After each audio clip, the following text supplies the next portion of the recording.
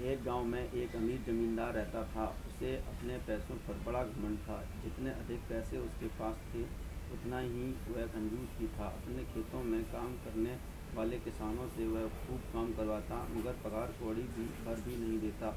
मजबूर गरीब किसान मन मार के उसके खेत में काम करते। उसी गांव में रामू नामक एक किसान रहता था।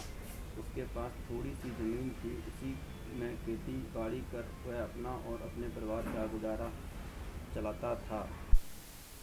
रामू बड़ा मेहनती था। वह दिन भर अपने खेत में काम करता, अपनी मेहनत के दम पर इतनी फसल प्राप्त कर लेता कि अपने परिवार के लिए दो वक्त की रोटी जुटा सके। गांव के बाकी किसानों के पास रामू के मुकाबले अधिक ज़मीनें थीं। वे रामू की मेहनत देखकर हैरान होते कि कैसे इतनी सी ज़मीन में वह इतनी फसल उगा लेता है। एक साल गांव में भयंकर सूखा पड़ा। बिना बारिश के खेत खलिहान सूखने लगे। गरीब किसानों के पास सिंचाई की कोई व्यवस्था न थी। वे सिंचाई के लिए बारिश पर ही निर्भर थे, इसलिए उनकी सारी फसल बर्बाद हो गई। रामू के साथ भी यही हुआ। अपने छोटे से खेत में वह किसी तरह अपने परिवार का पालन पोषण कर रहा था। अब उनके सामने भूखों मरने की नौबत आ गई। मजबूरी के कारण वह गांव के जमींदार के पास कर्ज मांगने गया। जमींदार कंजूस तो था। उसने सोचा कि यदि उसने रामू को पैसे दिए तो यह लौटा तो पाएगा नहीं, इसलिए इसे अपने खेत में काम पर लगा लेता हूँ। मेहनती तो ये है ही और मजबूर भी। कम पैसों में दुगनी मेहनत करवाऊँगा। उसने रामू से कहा, देख रामू, मैं तुझे कर्ज तो दे सकता नहीं, लेकिन तेरी इतनी मदद कर सकता हूँ कि तुझे अपने खेत में काम पर रख लूँ। तुझे महीने के 1000 रुपये दे दिया करूँगा।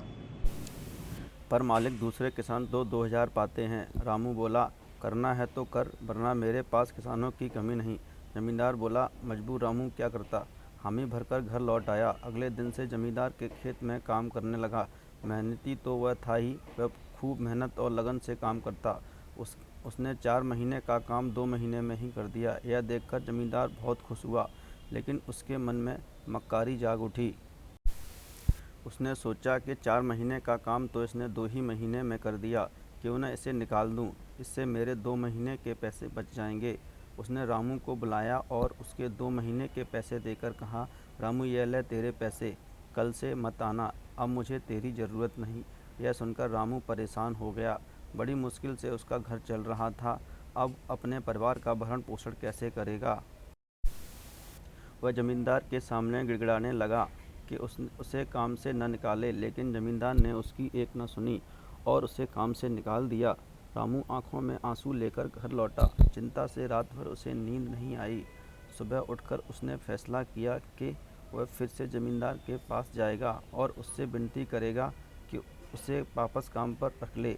वह जमींदार के घर के सामने जाकर बैठ गया। सुबह उठकर जाट जमींदार अपने घर से बाहर निकला तो रामू को घर के सामने बैठा हुआ देखा। उसने रामू से पूछा, क्या हुआ रामू, क्यों आया है। रामू जमींदार की पैरों पर गिर पड़ा और गिड़गिड़ाते हुए बोला, मुझ पर दया कीजिए मालिक, मुझे काम पर रख लीजिए, मेरा परिवार भूखा मर जाएगा। जमींदार ने उसकी एक ना सुनी और उसे धक्के मार के वहाँ से निकाल दिया। रामू उस समय तो वहाँ से चला गया, लेकिन अगली सुबह फिर सेठ के घर के सामने जाकर बैठ गया। जमींदार ने उसे फिर बुरा भला कहकर भगा दिया। अब से रोज़ यही क्रम चलने लगा। रामू रोज़ जमींदार के घर के सामने जाकर बैठ जाता और जमींदार उसे भगा देता। पूरे गांव में इस बात की चर्चा होने लगी। सब जमींदार को भला बुरा कहने लगे। तंग आकर जमींदार ने सोचा कि क्यों न कुछ दिन परिवार सहित दूसरे गांव चला जाऊं। मुझे घर पर ना देख कर रामू यहाँ आना बंद कर देगा। अगले दिन वह परिवार सहित दूसरे गांव अपने रिश्तेदार के घर चला गया। 10-15 दिन रिश्तेदार के घर रहने के बाद जब वह अपने घर पर लौटा तो रामू को अपने घर के सामने बैठा नहीं पाया। वह मन ही मन खुश हुआ कि चलो उससे पीछा छूटा, लेकिन वह चकित भी हुआ कि आखिर रामू ने आना बंद क्यों कर दिया। उसने गांव वालों को बुलाकर पूछा तो पता चला कि रामू घायल है और अपने घर पर पड़ा हुआ है।